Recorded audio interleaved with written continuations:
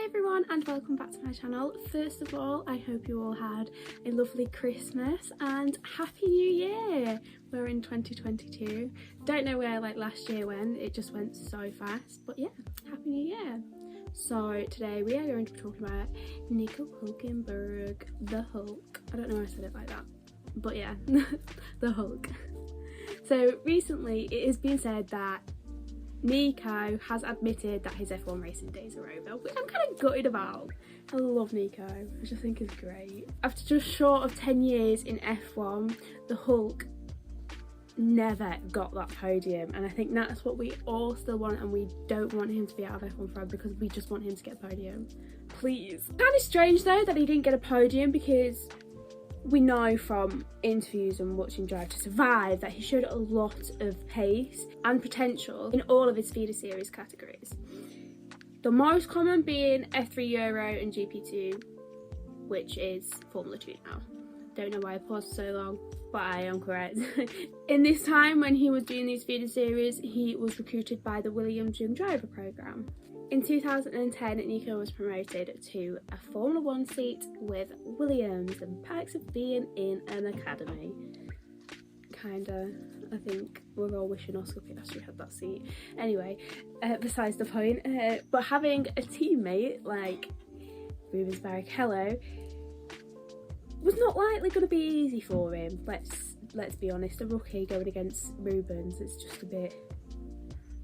be hard about that. But Nico did join very confident, and I mean, who wouldn't, you know, after winning so many feeder categories. But having a teammate like Rubens, it's not going to be, what is it, like plain sailing. Is that the right word? Is that the right saying? I think it is. In his debut year in Brazil, Nico got his one and only pole. That's like 12 years ago. That's just crazy that that's his only pole. In tricky conditions, he beat the Red Bulls by over a second, which is pretty decent. And he also picked up strong points in Britain, Hungary, Italy and Singapore. But we all know money is everything in F1, let's face it. Nothing's really changed there. Williams then replaced Hulkenberg with Pastor Maldonado for the 2011 series due to a more financial backing. And we've had this story so many times, and it is well and truly the downside to the sport, I'd say, but it is a massive part of the sport as well. So, however, Nico did stay in the sport in 2011 as a reserve driver for Force India, moving up to driver status in 2011. It is good to see when drivers are still kind of in the atmosphere of the sport, like Esteban Ocon, for example, when he left Force India and then went as a reserve for Mercedes before then moving on to Renault. So it's good that these drivers stay in the sport, because if they're going out like eating burgers every day and just chillaxing, like they're losing the momentum, aren't they? But coming up to most recent years, Hulkenberg's final year in F1 was in 2019 with Renault, after being replaced by Frenchman Esteban Ocon. In 2020, he replaced Sergio Perez after he tested positive for COVID-19 for both Silverstone races, and then again for Stroll at the Eiffel Grand Prix. Let's forget what happened in the British Grand Prix. We don't need that heartbreak again.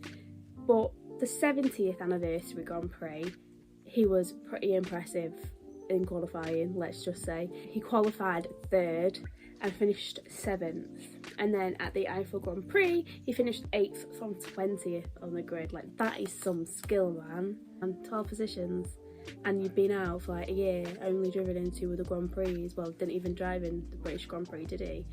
Because didn't go to grid, but he was still doing practice sessions or whatever. But that is pretty impressive. And the one thing that is really bizarre is the fact that he'd done these 3 Grand Prix, one that he didn't even score points in. He only scored points in 2.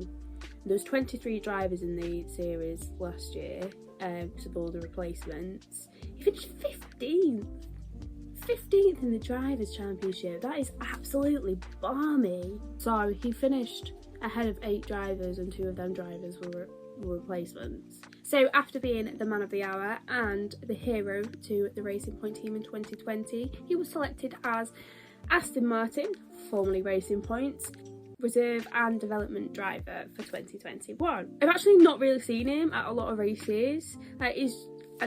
He's just become a father, so congratulations. You're not going to be watching this, but yeah, congratulations.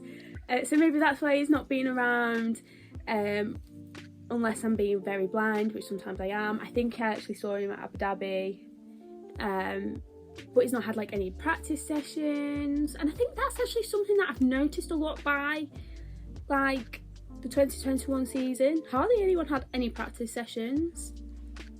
I think Joe did. I think did Callum have one? Me. It would have been nice to see him in a practice session, and hopefully in 2022, if his status remains the same, we will get to see him in a practice session, because I think that would be quite good. 25th of October 2021, Nico took part in a private IndyCar test for our McLaren SP. With McLaren's growing interest in running a third car in the series, they were considering Nico for a part-time entry. For those who don't watch IndyCar, part-time driver entry is kind of self-explanatory. Some teams have part-time drivers, one driver that'll drive on the ovals, and another driver that will do the rest, like the street circuits and the normal circuits and stuff like that. Like we saw that with Romain Grosjean. He didn't do the ovals, but he did the others, so they had like a filler in kind of thing. Regarding the test, Nico actually did really well. He was over a second down on the day's fastest lap. Now I can't remember who the fastest lap was by, but bearing in mind like these people have driven an IndyCar car before. Like IndyCar cars are so different from Formula 1 cars. And he actually also stated that he found the car very physical to drive, but I mean, let's not forget, he's not in a car most weekends now. Like as I say, he didn't have any practice sessions through 2021. I don't know if he did any private testing, or like I know some drivers go karting a bit to try and get like their muscles in.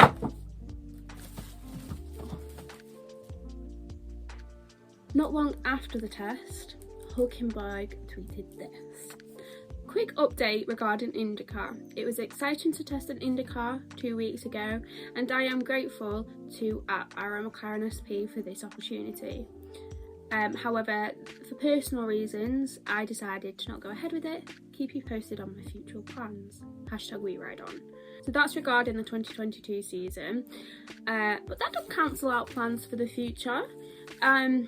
I hope we do see Nico in IndyCar. I think it would be great to see how well and far he comes in it, as we've seen how well ex-F1 drivers have done in IndyCar, like Marcus Ericsson and Grosjean, like the two main ones for me that I've seen. Ericsson got his first win. Like ex-F1 drivers in IndyCar are just doing insane at the moment. And we're seeing a lot of people now change over. Regarding F1, I don't think he will go back. I think he'll stay like as a reserve driver and not like a full-blown driver. I think I'd still like to see him do some practice sessions in F1 maybe, you know, with his reserve and development role. But I suppose that all depends if he actually does have any racing plans for 2022.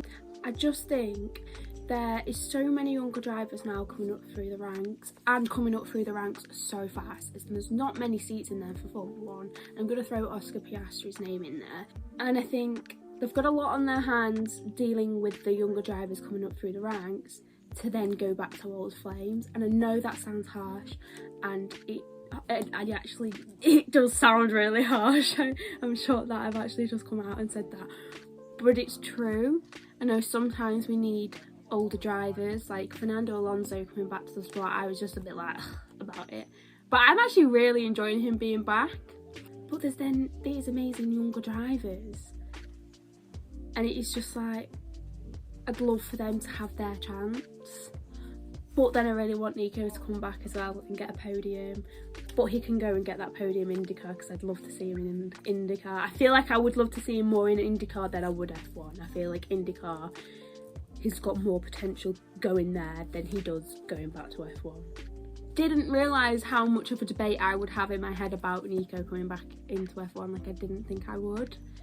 But yeah, that is the end of the video. Let me know in the comments whether you think Nico will come back into Formula 1, or if he'll go to IndyCar, or if he'll do another motorsport series. So let me know in the comments. Don't forget to subscribe. I can't say the word. Don't forget to subscribe and put the bell notification on for when my next video comes out. And thank you for watching.